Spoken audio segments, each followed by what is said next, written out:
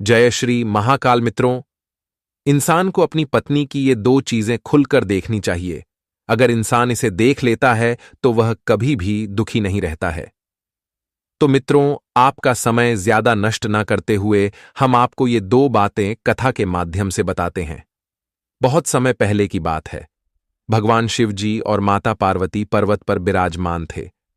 तभी वहां पर नारद मुनि जी आ जाते हैं और भगवान शिव और माता पार्वती जी को अपना मस्तक झुकाकर प्रणाम करते हैं।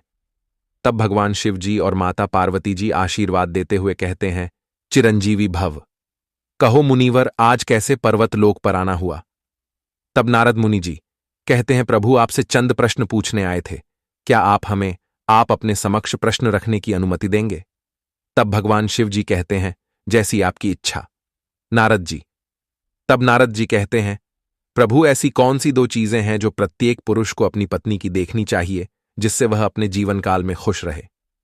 तब भगवान शिव जी कहते हैं, बस इतना छोटा सा प्रश्न चलो तुम्हें आज हम बताते हैं कथा के माध्यम से। अब कथा को ध्यानपूर्वक सुनना। एक समय की बात है। पृथ्वीलोक पर देवपुर नामक एक राज्य था। वहां के राजा देवानंद अपनी प्रजा के साथ बहुत खुश थे। एक दिन राजा ने सोचा, क्यों ना हम अपने राज्य में एक छोटा सा भोज कर दे। वैसे भी हमारे पास इतना धन दौलत है, ये सब हम अपने साथ तो ले नहीं जाएंगे। अब राजा देवानंद अगले दिन पूरे राज्य में डंका बजाने का आदेश दे देते हैं और भोज का आयोजन कर देते हैं। भगवान शिव कथा को बताते हुए कहते हैं, राजा देवानंद की धर्मपत्नी बहुत ही घमंडी थी। उसे यह सब करना अच्छा नहीं लग रहा था, लेकिन अगले ही दिन भोज का आयोजन होना था। अब राजा के चारों ओर ढोल बाजा बज रहे थे।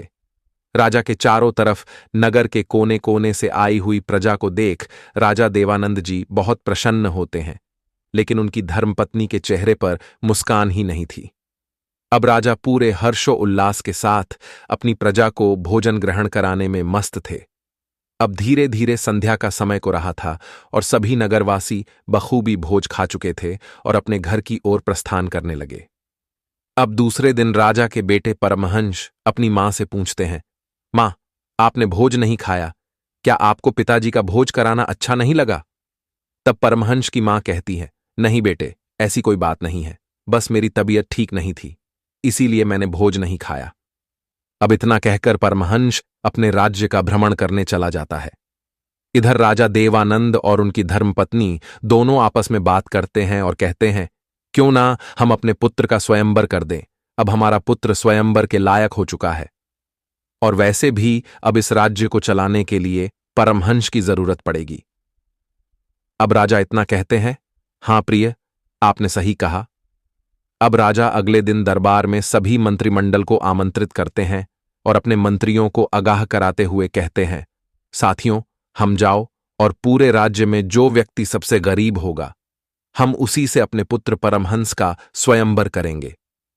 इतना सुन सभी मंत्रिमंडल आपस में बात करने लगते हैं और कहते हैं, ये क्या इतना आलीशान महल है, फिर राजा साहब गरीब व्यक्ति की बेटी से अपने पुत्र का स्वयंवर करेंगे।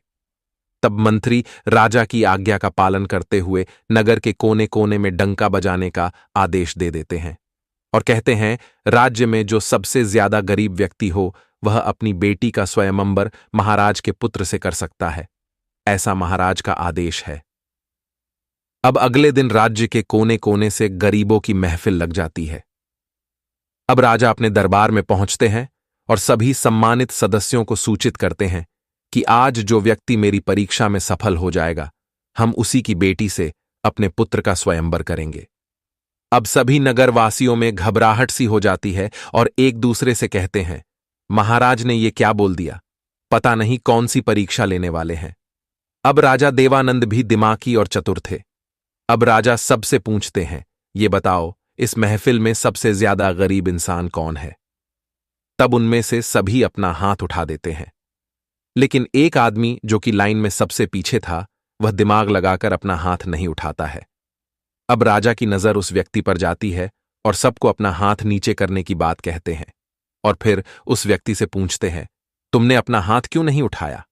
अब वह दिमागी व्यक्ति कहता है, महाराज, यहां तो सभी ने अपना हाथ उठा दिया, तो इससे तो साफ साबित होता है कि ये सब गरीब है, क्योंकि इन सब लोगों को ये पता था कि मेरे पास पहनने के लिए ना तो वस्त्र है और ना ही खाने के अन्य का दाना। तब भी इन लोगों ने मुझे अपने पीछे लाइन में लगने की बात कही, इसीलिए मैंने सोचा मैं अपना हाथ ना उठाऊं। अब राजा देवानंद उस गरीब व्यक्ति की बातों से बहुत ही प्रसन्न होते हैं और उसकी बहुत ही प्रशंसा करते हैं। राजा ने यह सोच लिया कि अब मुझे इससे ज्यादा गरीब और दिमाग वाला व्यक्ति कोई भी दिखाई नहीं दे रहा है। अब राजा ने उस व्यक्ति की बेटी से अपने बेटे का स्वयंवर कर देते हैं। भगवान शिव जी नारद जी से कहते हैं, नारद जी, राजा ने यही पर वो 2 गलती कर दी जो मैं आपको अब बताने वाला हूं। अब राजा उस व्यक्ति को अपने राज्य का नया मंत्री घोषित कर देते हैं। अब सभी राजा के दरबार में आए हुए नगर के कोने कोने से गरीब व्यक्ति अपने अपने घर वापस चले जाते हैं। भगवान शिव बताते हैं, मनुष्यों को कभी भी कोई काम को करने में जल्दबाजी नहीं करनी चाहिए, क्योंकि ज्यादा जल्दबाजी करने से मनुष्यों का सबसे बड़ा शत्रु माना जाता है। अब इधर परमहंस अपनी पत्नी के साथ रहने लगा, लेकिन परमहंस ने अपनी पत्नी से बिना बताए एक दिन शिकार करने चला जाता है और उसे जंगल से आने में कुछ समय लग जाता है। इधर उसकी पत्नी अपनी सासू मां के साथ फूलों की वाटिका में चली जाती है और परमहंस की पत्नी दिखने में तो बहुत ही सुंदर थी, पर उसके मन में पापों का भंडार था। अब सास और बहू दोनों वाटिका से पुष्प लेकर अपने महल में आ जाती है और देखती है कि उनका बेटा बहुत ही क्रोधित है। तब परमहंस की मां जाती है और अपने बेटे से क्रोधित होने का कारण पूछती है। तब परमहंस अपनी मां से मुस्कुराते हुए कहता है, ये कैसी बातें कर रही हो मां? भला मैं कैसे क्रोधित हो सकता हूं? अब परमहंस की मां और उसकी पत्नी दोनों आंगन में बैठ के पूजा पाठ करने लगती हैं। ऐसा होते करते बहुत समय बीत जाता है और परमहंस को कोई भी संतान नहीं होती है। एक दिन राजा की पत्नी राजा से कहती है, महाराज, हमारे पुत्र के स्वयंवर को कई वर्ष बीत गए हैं और अभी तक हमारी बहू को कोई भी संतान नहीं हुई है।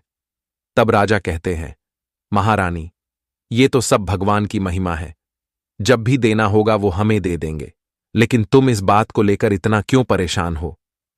तब महारानी जी कहती हैं, स्वामी, मैं परेशान नहीं हूं, बल्कि मुझे तो और खुशी मिलेगी, इसीलिए मैं इस बात परेशान हूं। क्यों? स्वामी, मैंने सुना है मूल से ज्यादा मनुष्यों को ब्याज प्यारा होता है।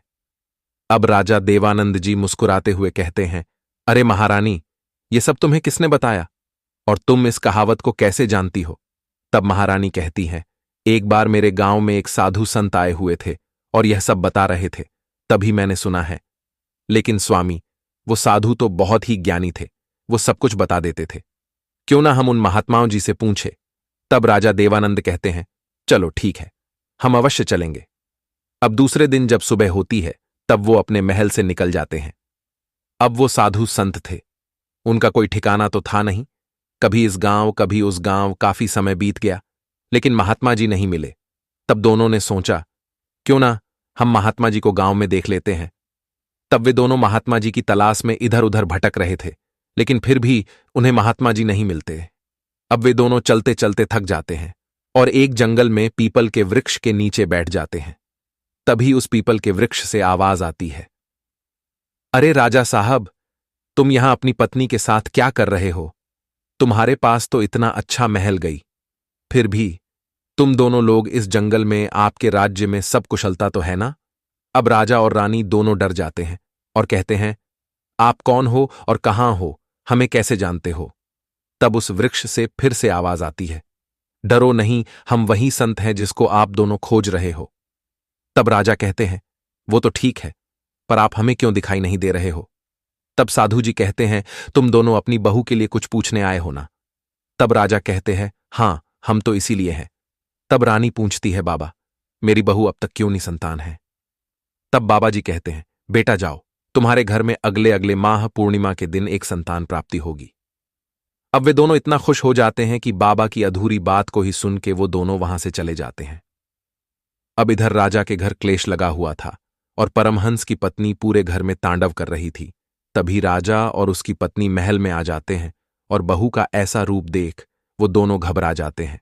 अब परमहंस की पत्नी अपनी सासू मां को देख और क्लेश करने लगती है। तो मित्रों, राजा ने जब अपने पुत्र का स्वयंवर किया था तो लड़की का बिना कुछ देखे अपने बेटे से स्वयंवर कर दिया था। अब किसी तरह महल में क्लेश खत्म होता है और राजा अपने पुत्र से पूछते हैं, पुत्र, ये सब महल में क्या हो रहा था और क्यों हो रहा था? तब उसका पुत्र कहता है, पिताजी, यह सब उस गरीब व्यक्ति की चाल थी। यह लड़की चाल चालन की ठीक नहीं है और ना ही इसका व्यवहार ठीक है।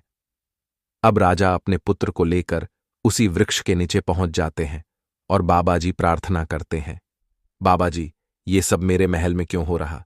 जब से मैंने अपने पुत्र का स्वयंवर उस लड़की के साथ में किया है, तब से मेरे महल में क्लेश लगा रहता है। तब बाबा जी क्रोध में होकर कहते हैं, मूर्ख प्राणी, जाओ, तुम सब यहां से चले जाओ। क्यों? तुम सब बिना मेरी पूरी बात को सुने ही यहां से चले गए थे। तो अब मैं क्या कर सकता हूं? भुगतो अब जो हो रहा है। तब राजा देवानंद और उसकी पत्नी बाबा जी से क्षमा मांगती है और कहती, बाबा जी, मुझे क्षमा कर दो। अब बाबा जी को दया आ जाती है और कहते हैं, पुत्र देवानंद, तुमसे बहुत बड़ी गलती हुई है। तब राजा कहते हैं, क्या गलती हुई गई बाबा? तब बाबा जी कहते हैं, पुत्र, क्या तुमने स्वयंवर से पहले लड़की की चाल चलन और उसका रहन सहन देखा था? तब राजा कहते हैं, नहीं बाबा जी, हमने यह सब कुछ नहीं देखा था और यह लड़की मुझे सबसे गरीब दिखाई दी, इसीलिए मैंने अपने पुत्र का स्वयंवर इस लड़की के साथ कर दिया था। तब महात्मा जी कहते हैं, पुत्र देवानंद, अब तुम्हें यह सब कुछ इसी जन्म में भोगना पड़ेगा, इसका कोई उपाय नहीं है। अब राजा और उसकी पत्नी तथा परमहंस तीनों अपने महल वापस लौट आते हैं और किसी तरह से अपना जीवन व्यतीत करते हैं।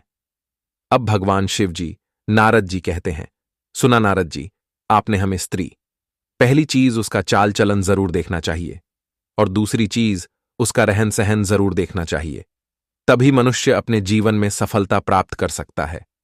अगर यह सब चीज मनुष्य नहीं देखता है तो उसका जीवन नष्ट हो जाया है। अब इतना सुन देवार्षि नारद जी भगवान शिव और माता पार्वती को प्रणाम करते हुए वहां से चले जाते हैं। तो मित्रों, इस कथा से हमें यह सीख मिलती है कि हमें स्त्री का रहन सहन और उसका चाल चलन खुलकर देखना चाहिए, तभी हमारा जीवन सफल हो सकता है, नहीं तो हमारे जीवन में क्लेश ही क्लेश बने रहेंगे। तो मित्रों, कथा आपको कैसी लगी आप हमें कमेंट करके बताना। तब तक के लिए जय श्री महाकाल।